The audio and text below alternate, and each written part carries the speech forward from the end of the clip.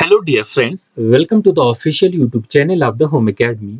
अब आप जानते हैं कि आपका एग्जामिनेशन जो है बहुत करीब है। कुछ ही दिनों में आपका एग्जामिनेशन होने वाला है। उसके रिलेटेड जेकेएसएसबी की वेबसाइट पे कुछ इन्फॉर्मेशन आई हुई है जो in the form of instructions है। वो हम यहाँ पर जो है वो डिस्कस करेंगे और साथ ही में कुछ ओएमआर के रिलेटेड भी बताऊंगा मैं, ऐसे स्टूडेंट जो बिल्कुल पहली बार एग्जामिनेशन दे रहे हैं। तो इंस्ट्रक्शंस पढ़ेंगे हम यहाँ पर। तो लिखा गया है subject instruction for the candidate appearing in the OMR based objective type written examination. तो सबसे पहले ये ओएमआर बेस्ड एग्जामिनेशन होगा। ठीक है, वो ओएमआर शीट कैसे भरनी है वो भी हम बताएंगे इसमें। तो इसमें कुछ इंस्ट्रक्शन हम पढ़ लेते हैं पहले, क्या क्या दी गई है कि आपका एग्जामिनेशन जो है वो 27 से स्टार्ट होगा, 28 को भी होगा और 1 मार्च तक होगा। ये आपका एग्जामिनेशन है। टाइमिंग आपकी 12 बजे से लेकर 2 बजे तक है। आपके एडमिट कार्ड में ये सारी चीजें दी गई होगी। अब कौन कौन सी चीजें आपको एग्जामिनेशन हाल में नहीं लेनी। पहला डाउट जो बच्चे पूछ रहे थे, कैलकुलेटर अलाउड है कि नहीं। यहाँ पर क्लियरली लिखा गया है कि कैलकुलेटर नहीं लेना है आपको, मोबाइल फोन्स नहीं लेने हैं, ब्लूटूथ डिवाइसेस कोई भी नहीं लेने हैं, कोई भी अपना रफ शीट पेपर यहाँ से घर से लेके नहीं जाएंगे, नोटबुक नहीं लेंगे आप, स्कैनिंग डिवाइसेस नहीं लेंगे, ठीक है, पेजर हेडफोन नहीं लेंगे, ईयर प्लग्स नहीं लेंगे। मतलब कोई भी आपका इलेक्ट्रॉनिक जो भी डिवाइस है, इलेक्ट्रॉनिक गैजेट्स है, वो नहीं आप लेंगे। और उसके अलावा जो है पेपर भी नहीं लेंगे आप, नोटबुक भी नहीं लेंगे, कैलकुलेटर भी नहीं लेंगे।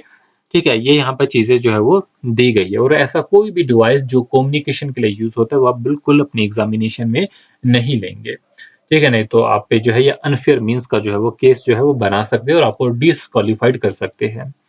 तो ये जो थी वो इसके रिलेटेड जो थी वो कुछ इन्फॉर्मेशंस थी। तो यहाँ से आपको सीधा पता चल गया है कि आपके इसमें एग्जामिनेशन में कैलकुलेटर ये चीज़ें अलाउड नहीं है। तो अब हम देखेंगे कि आपको अपना ओएमआर शीट जो है वो कैसे फिलअप करना है। आपके पास अपना एडमिट कार्ड होगा, उस पे रोल नंबर लिखा होगा। तो आपको रोल नंबर जो भी होगा वो आपके शीट में लिखा भी होगा। आपको इस तरीके से अपना रोल नंबर लिखना है। यहाँ पर आपके पास कॉलम होगा, ये जैसे आपका यहाँ पर कॉलम है।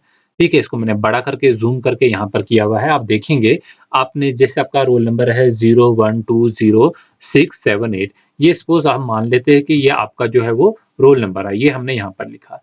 इस रोल नंबर को लिख करने इसके बाद जो है आपको, जैसे आपका 0 है तो आप 0 वाले कॉलम में जाएँगे, नीचे यहाँ पर उसको डार्क करेंगे। 1 है 1 में जाएँगे तो डार्क करेंगे, इधर 2 है तो 2 में डार्क करेंगे। फिर यहाँ पर 0 होगा तो 0 में डार्क करेंगे। ठीक है? आपको ये इसमें जो है वो जाके करना होगा। इस तरीके से जो है आपको फिल अप करना होगा। ये आपका पहला है। तो नीचे देखेंगे हम, मैं आपको और दिखाता हूँ, इसको मैं ज़ूम करके कुछ ऐसे ओएमआर शीट आता है आपका, ये उतना क्लियर नहीं होगा। बट आपको क्या चीज़ ध्यान रखना है, जहाँ पर आप सर्कल कर रहे होगे ना, उस सर्कल से जो है बाहर नहीं जाना चाहिए।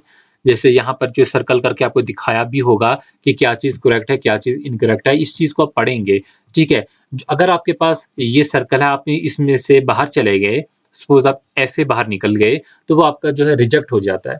क्योंकि ये जो ओमर शीट होते हैं वो आपके जब मशीन में जाते हैं तो वो ऑटोमेटिकली जो है वो सारा कुछ जनरेट करेगा।